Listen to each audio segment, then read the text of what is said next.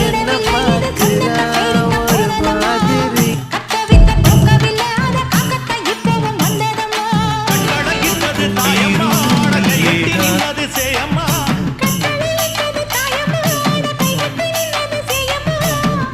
போட்டதுல ஒரு நோக்கம் இருக்கம்மா பாசம் பொய்யாகுமா அதில் மாசு வந்திருமா